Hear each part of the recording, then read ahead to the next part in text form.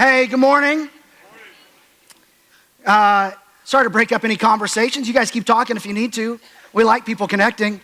Hey, it's a family Sunday, and what that means is that on those Sundays, we purposely invite in kindergarten through fifth graders, even though they have amazing programming and an amazing worship experience and small group experience that happens on Sunday mornings. We push pause on that, and we invite them to come in here for a couple of reasons. One, intergenerational worship, like all ages worshiping together, is a really good thing for community, but it's also really good for people's faith. And so we invite that, we're intentional about that. And on Sundays like this, I, as one of the teachers, I try to make sure that I speak to everybody in the room, but we make sure we're mindful that some of our friends are in the room that are normally next door. And kids, there's a note-taking page that looks exactly like this that you can use. It's got some activities on the back, but it's also got some things, fill in the blanks for a verse and an important fact, or two, that you can fill in the blanks when we get to them. So you've got that out, and I'm actually going to need 12 volunteers in a bit, and I'd like it to be kids. So muster up your courage. All you're going to have to do is come up here and stand and kind of act something out.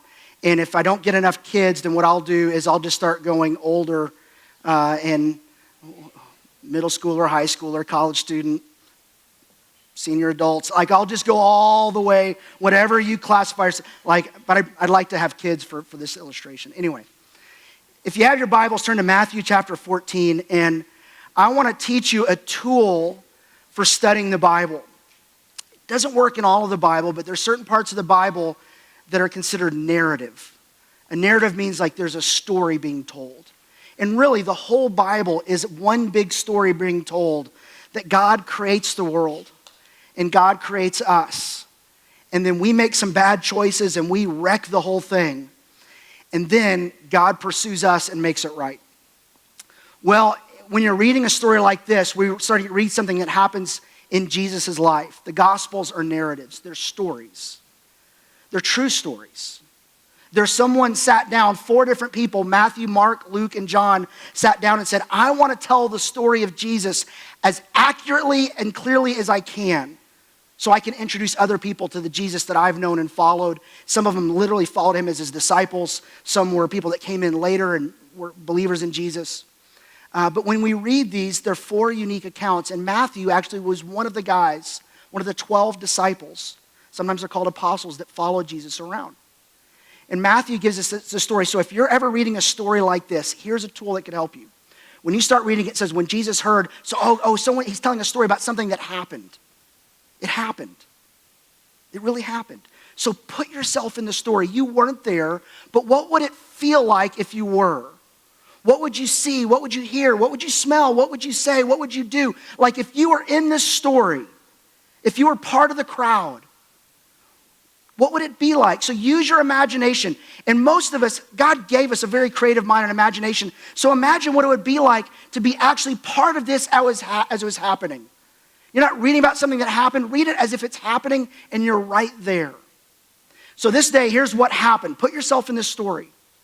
When Jesus heard what had happened, he withdrew by boat privately to a solitary place to try and be all alone. We just finished a series called Quiet. God designed you with a need for quiet in your life. Whether it's taking a nap, going to a solitary place, sitting in the hot tub, whatever it is. Like we need quiet in our lives where there's reflection. Jesus needed that because something had happened. When he heard what had happened. And anytime you read something in the Bible, you go, well, I don't know what he's referring to. Well, back up a little bit, see if you can figure it out. Well, if you back up, and it turns out what happened is Jesus' cousin died. And he didn't just die, someone killed him. And they killed him because he was associated with Jesus. So Jesus has this guy, his cousin John, who was the first one that pointed to Jesus and said, this is the Son of God. And he's come to take away the sins of the world. This is the Lamb of God who's come to be the sacrifice for our sins. And he was saying that and saying that and saying that. And some leaders at that time kind of treated him as a party trick and killed him.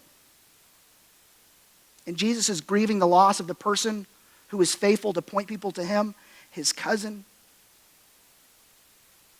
and he's sad. If you've ever had something sad happen, it's almost like it drains you. And that's where Jesus was. And he heard this, so he tries to pull away privately with the disciples, and it's like, I just gotta trying to clear my mind and catch my breath. I need some quiet. But when the crowd heard this, hearing of this, the crowds, a big crowd was following him. They followed him on foot. So he's in a boat, he goes over, and they followed him from all these towns. And so he lands, and there's this huge crowd there. Not exactly quiet he was looking for. But he sees the crowd and he has compassion for them. He cares about them. So he heals the sick. Then it goes on and it says this. As evening approached, so he's there all day and he's teaching and healing and everyone's gathered around. The disciples came to him and said, this is a remote place. And it's Sunday and Chick-fil-A is closed. We're outside of the pizza delivery area. And it's already getting late. Send the crowds away so they can go to the village and buy themselves some food. They see this crowd and they see 5,000 problems. These people are hungry. Send them away.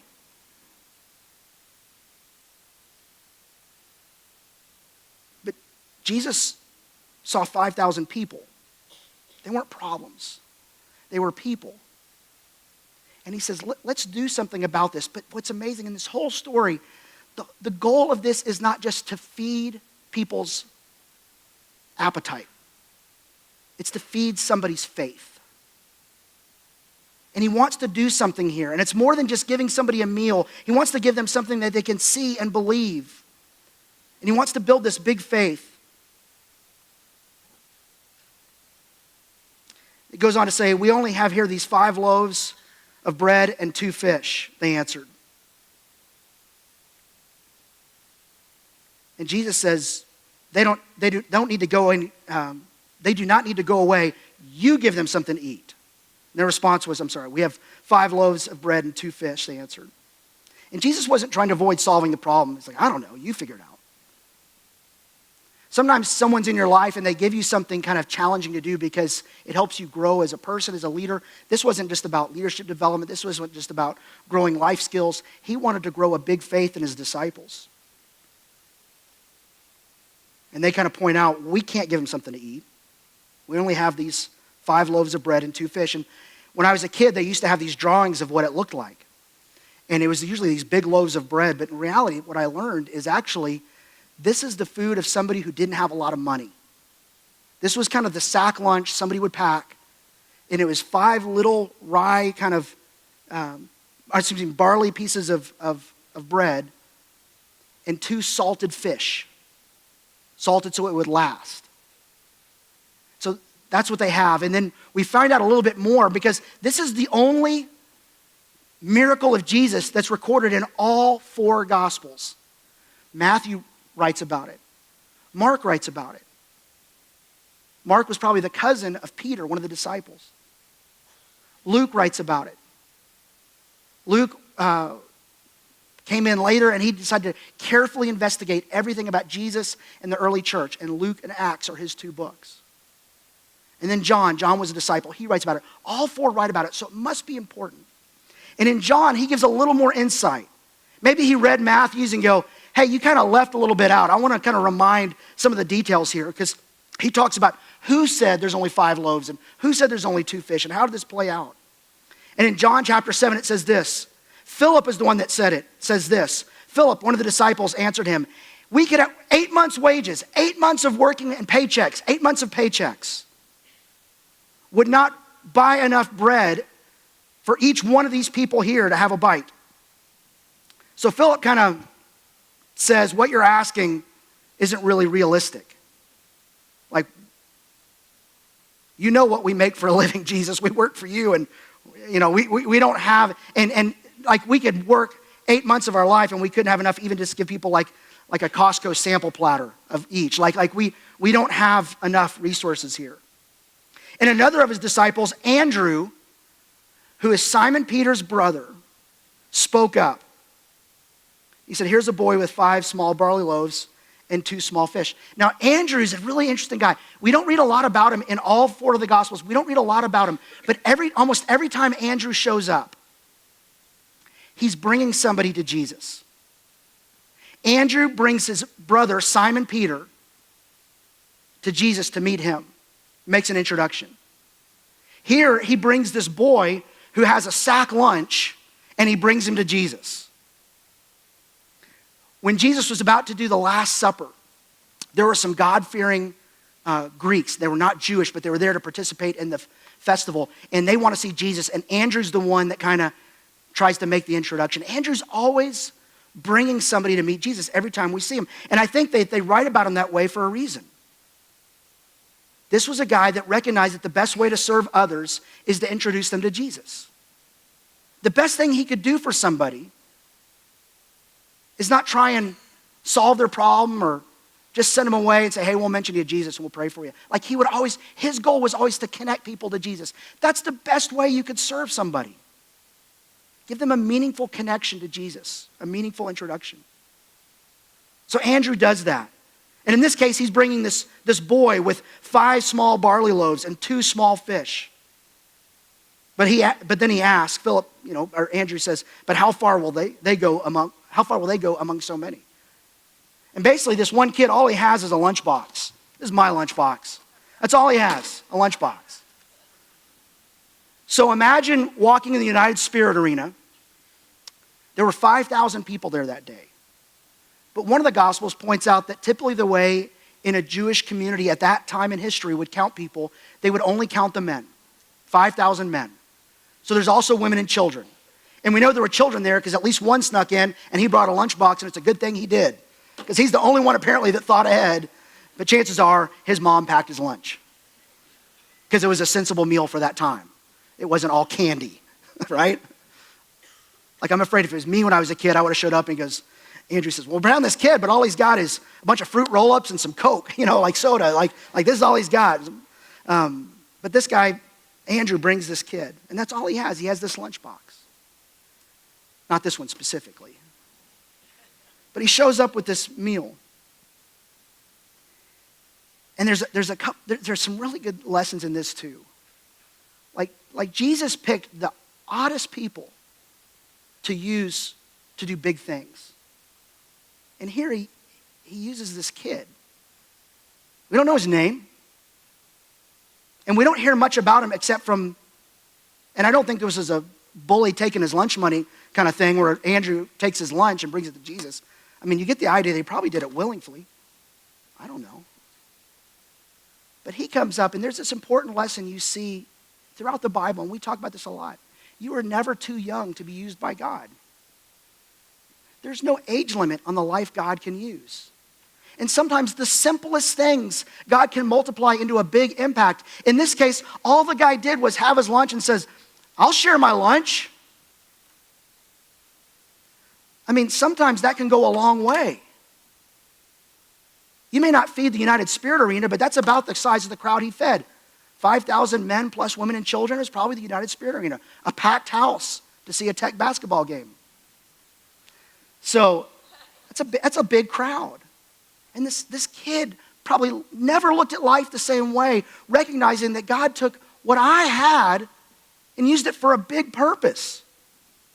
You're never too young to be used by God. I would say this, you're never too old to be used by God. You're never too far gone to be used by God. You're never too whatever to be used by God. God uses the most amazing, interesting, and eclectic group of people that most people would not select to be part of their story. But God selects unique people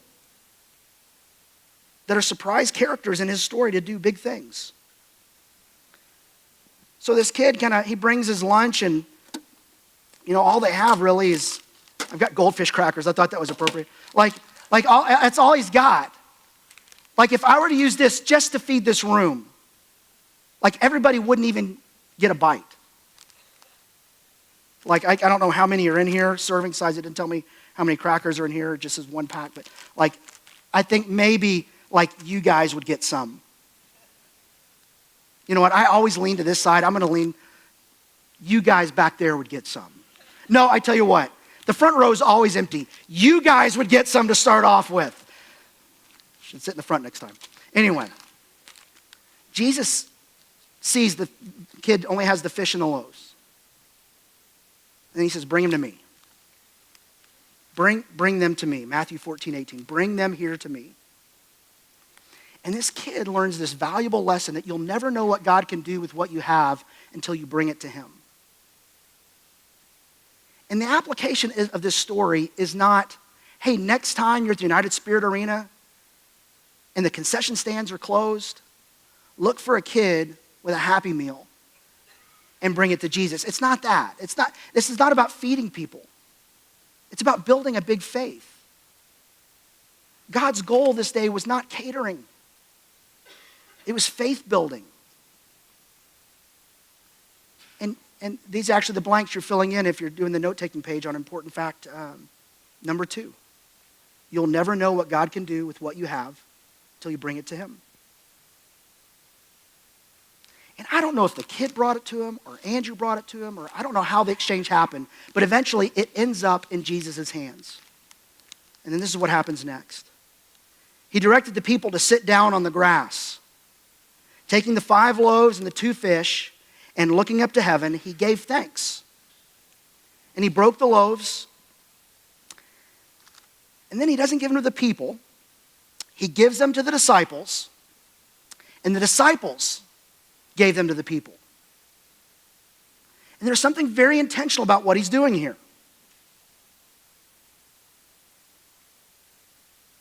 He passes them out. And by the way, that's one of the blanks to fill in. Matthew 14:20. This is the very next verse. The next verse coming up has blanks to fill in. They all ate and were satisfied.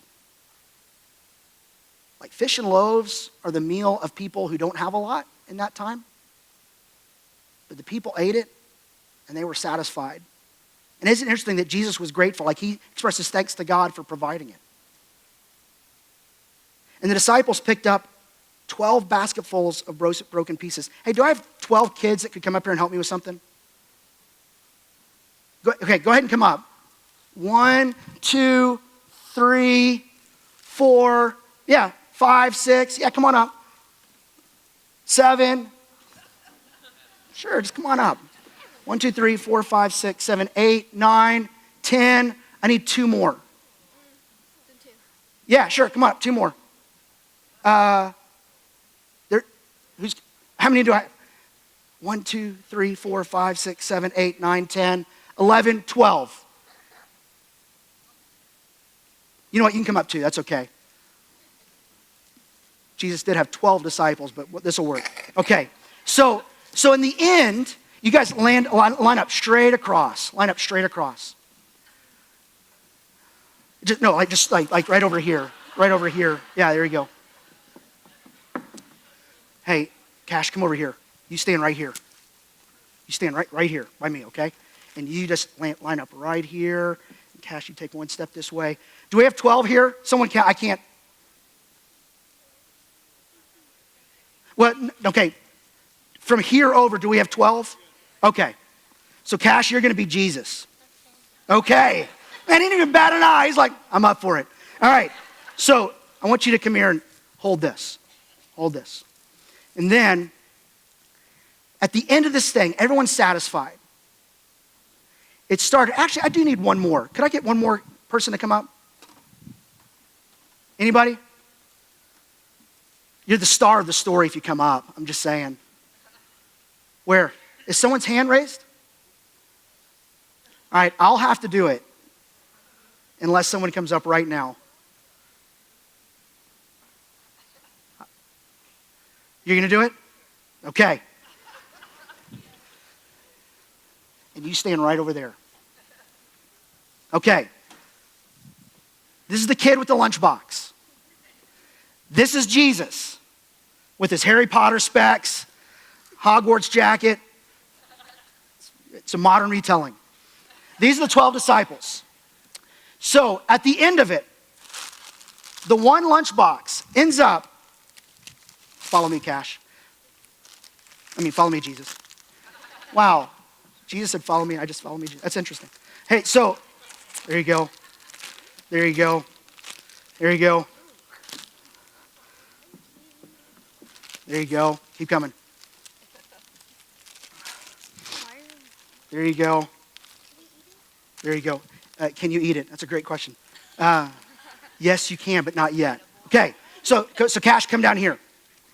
So at the end of it, they're all carrying a basket like this. It's heavy, isn't it? And they're all holding a basket like that. Why is that significant in this story? They thought they didn't have enough. And at the end, there's more than enough.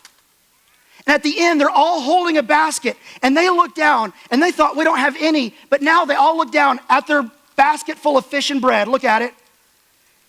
What's happening in their life right now? Did their faith shrink or grow? God, I think, intentionally had this plan where every one of the disciples would be standing holding fishes and loaves in a basket. Hey, all disciples take 2 steps back. Thank you. I should have solved that problem earlier. They're all holding it, and their faith is growing. Who else's faith grew that day? Put yourself in the story. If you're in the crowd, your faith might have grown. If you're a disciple, well, you're holding a basket, your faith might have grown. If you're the kid who had the lunch, what happened to your faith? It grew. It's huge. And the Bible never mentioned this kid. I know I'm adding it in. I'll take that, thanks. Hey, actually, you guys can go now. So does that make sense? Does you just kind of see what it was like where 12 guys are standing there holding it and their faith grows that day? All right, disciples, you're dismissed. And we wanted to sign who was which disciple. I mean, yeah, give them a hand because that could get tricky toward the end. You guys can take the goldfish and eat them. How about you? I don't have another goldfish crackers. I'll get you one later. Yeah, it's a tough thing, pal. Remember the day the preacher didn't give kids canned food and I didn't get any? Sorry, I hope that doesn't ruin your faith journey, but. So again, you'll never know what God will do with what you have until you bring it to him. And there's this kid with a lunchbox standing over the side, watching the whole thing. And I think his lunchbox was empty. Here's one of the things I think about when I put myself in the story as that kid. Do we really think out of 5,000 people, nobody else packed a lunch? Like, Andrew comes up and says, hey, we found this kid. He's got a lunchbox with some fish and bread. Jesus could have said, well, who else is here? I bet they could have rustled up some more food in the crowd. At least a Tic Tac and some gum or something. Does anybody have anything? Like, I think intentionally this whole thing is arranged.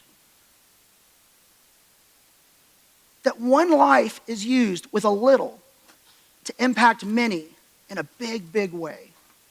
And I think he arranges it where every one of the disciples, the 12 basketfuls, remember he gave to the disciples to pass it around.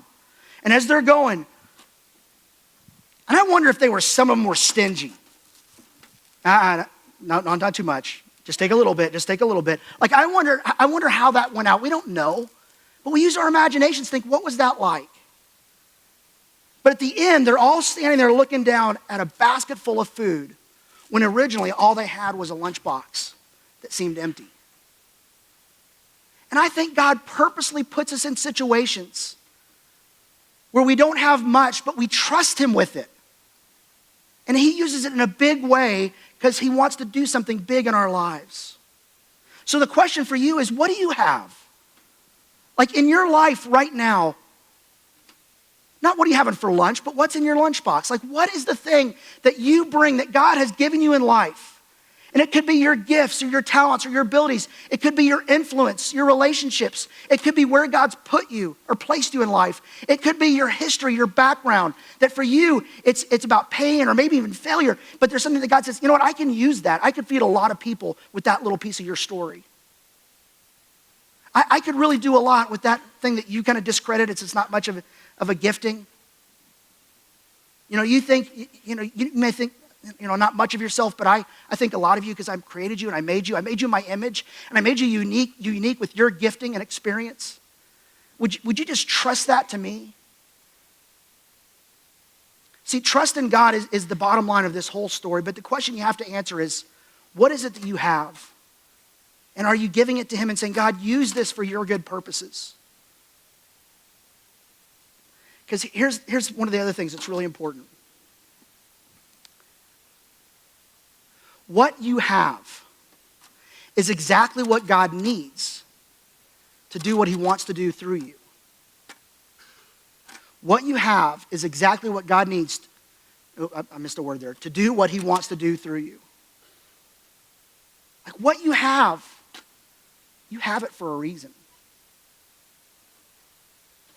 Your gifting, how you're wired, your background, where you're placed in life, the challenging opportunity you're going through right now, what you have in life is exactly what you need for God to do what he needs to do through you. But many of us don't believe that God wants to do something through us. So we never look at our lunchbox. We never think about giving it to him. And I think one of the primary lessons in the Bible that you see from the people God uses, surprising people he uses. The disciples were not the kind of people that people would choose to be on their team of any kind to accomplish anything. They weren't like they were, some of them were these greedy tax collectors. They were swindlers. Some of them were uneducated fishermen. There are these people that for whatever reason, they weren't on an upward climb in society, but God said, I want to use you to change the world. And the lesson you learn from them and from others that you see God uses throughout the Bible, the life God uses, is availability is greater than ability. You're being available to be used by God, to share what you have in terms of resources, time, talents, everything that you have in life. To say, God, use it. You're being available.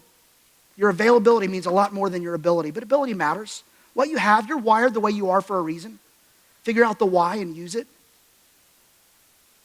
But the big thing through all of this, and I think this is the point of this story, what Jesus is trying to do in their life, what God's always trying to do in your life each and every day, is that God is always working to build a bigger faith in your life. I believe each and every single day that God is trying to build a big faith in you. But it starts with something that seems very small. But when you have big faith and big trust in a big God, you will grow a bigger faith when you take steps. Faith, the way the Bible describes faith is being certain of what you don't see. God promises something. I will never leave you or forsake you. Well, I can't always see him with me. But I have a big faith to believe he's here with me now, so I'm going to live like he's with me. There are things that God promises. There are things that God asks us to do. There are things about who God says he is. And all of those, we have to, by faith, like I can't see it and touch it always, but I believe that it's true and I live that way. Faith is connected to our sight in a way that I'm not going to see it. It's not by sight, but it's connected to my eyes. Like I can't see it and touch it, but I'll live and believe as if it's true. That's what belief, faith, and trust really means. At Live Oak, our mission is to make more and stronger followers of Jesus Christ. That's why we have conversations about how do we open up more seats? How do we make better and more invitations? How do we be someone who, like Andrew, does everything we can to make a meaningful introduction to as many as possible to Jesus? More followers of Jesus and stronger followers of Jesus, that we would be growing in our faith. And by growing, we mean growing a bigger faith. And the thing is, and let's zero in on things like serving, giving of your time or giving of your financial resources. Anytime you step out like that, it's an act of faith. I trust that God's going to take what I give, whether it be my money or my time or my influence, whatever it is, and I put it in God's hands and trust that he will multiply it and magnify it and use it meaningfully. And here's what I know, especially in the area of serving. When you step out and say, God, use my gifts and my time and my influence and my relationships, and I want to serve others, that actually helps you become a stronger follower of Jesus. It helps us as a church make more and stronger followers, but we believe that serving is catalytic to your faith. And we hear people tell us that. My faith grew. And one of the best places that you could serve is serve in a place, either here at Live Oak or in the world. Serve someplace where you're in over your head. You don't learn to swim in the shallow end. You start there. But you really know you can swim when you can move and stay afloat and you don't touch the ground. When you are in over your head, that's a good place to be in life. It's the best, worst place you could ever be, because it's panic filled. It's fear filled. But in over your heads is a good place to be, because it will grow you spiritually. And that day, I think those 12 disciples holding those baskets, looking down at them, I think their faith grew. I think that was God's whole goal. I bet some in the crowd, I bet their faith grew. But it doesn't say it, but I'm sure that the faith of a boy carrying a lunchbox never looked at his lunch the same way. I bet every day, whenever he had a lunch and he saw it, I bet he thought back. That was probably not somebody's favorite meal, 2 fish and those 5 little loaves. But I bet it might have been one of his favorite meals the rest of his life, because he remembered that day when Jesus did something big with something small and how his faith grew that day. Sometimes Jesus asks you to do something and he throws you into deep water. And he did that to the disciples one time. In Luke 17, he was telling them about forgiveness. And he said, I want you to forgive others. And they said, how many times? And he basically said, you need to forgive and forgive and forgive. There's no end. Like, just keep going. You always need to forgive someone. Even if they don't say they're sorry, just forgive. Forgive, forgive, forgive. And on hearing that, they said this, Lord, increase our faith. Forgiving others is an act of faith. Treating people kind when they are unkind is an act of faith. Being quiet when someone is gossiping, lying, saying mean things about somebody, that's an act of faith. To try and connect somebody and introduce people to Jesus, it's an act of faith. And if you pray this prayer, Lord, increase our faith like the disciples did, he's going to put you in situations where you're in over your head, and all you have, it may feel like you've got a lunchbox trying to feed the United Spirit Arena. But God can use you. And his end goal is he wants to build a big faith in you. Because that's what the world needs, is people that have a big faith and a big God. That day the crowd was satisfied. 12 disciples holding baskets of leftovers. And one kid who never looked at his sack lunch the same way again. I want to challenge you to use whatever you have to do what God wants you to do, and you will never look at life the same way. He will change your faith and change the way you see the world, but he will change the way you see God as you follow him by faith. Hey, we've asked some of you to take a step of faith and serve during our Easter series. We're talking about hope during our Easter series, and we're doing an Easter series, 4 weeks, and we're adding an extra service to open up more seats so we can try and meaningfully introduce as many as possible to Jesus. And the service times will be 8:30, 10, and 11:30. And we've asked you guys to fill out cards to tell us which service you might attend and to tell us if you might be willing to serve. And so on the back of the card, that's the front of the card, it gives you the information. On the back side of the card, it says, which service might you attend? And you guys, so this is how many have responded. Thank you so much. Like, this is really helpful for us to know. It's not an RSVP to guaranteeing a seat in that service time, especially at the 10 o'clock. But it's starting to balance out a little bit. Some people are shifting to attending the 11:30 and attending the 8:30. And a lot of them are attending the 10. And some of you have stepped in to serve. And actually, where did my notes go? Today, we're about 70% of the spots we need for people serving in kids ministry to pull off those 3 services are filled. About 70%. We have 20 people today who are shadowing in kids ministry to get an idea of what it's like. We have 30 people who've been emailed who said, I'm interested, but haven't responded yet. It's either in their spam folder or life is busy. And if that's you, like if you filled out one of these and you haven't heard from us, please check your email, check your spam folder. If not, reach out to us. That's about over 30 people. We have about 30 spots left to fill over a 4-week period. So if you take however many spots there is to serve times 3 services times 4 weeks for all those spots, it ends up with a lot. Like we're almost there, like 30 more individual spots. We're really close. I believe this is Live Oak's next step. This isn't maybe how we do it forever, but it is for the most attended 4 weeks of the year for us.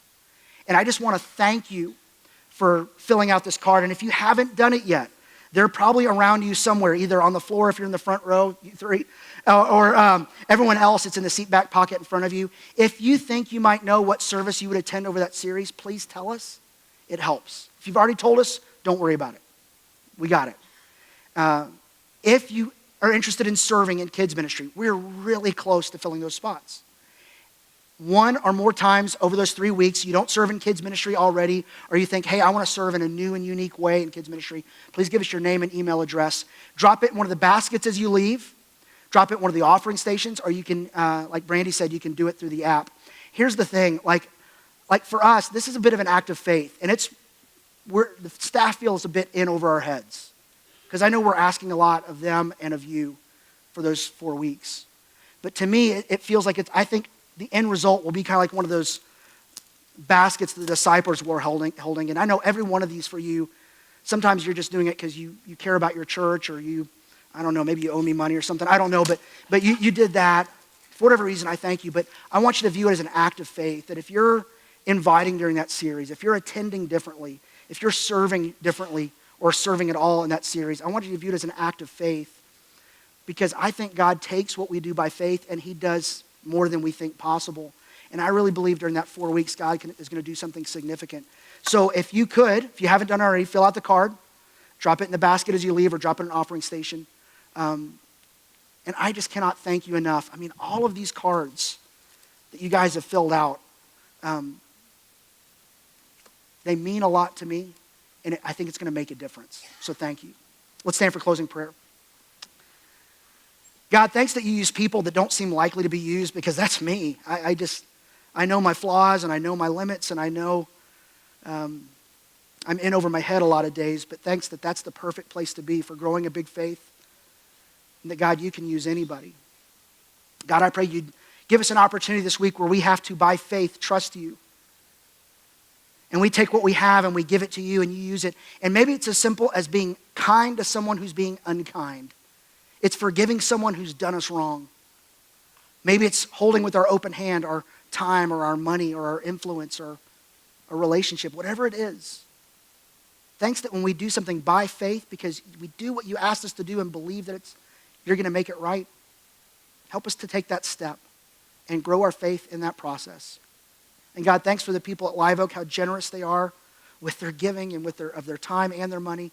But specifically for this 4-week series, as we try to open up some seats over a 4-week period, thanks for a church that is as concerned about who's not here as they are as who is here. I pray you'd always help us have that kind of heart towards others, which I think mirrors the heart that you have. It's in Jesus' name I pray. Amen. Thanks for being here. If you'd like to talk, I'll be down at the front.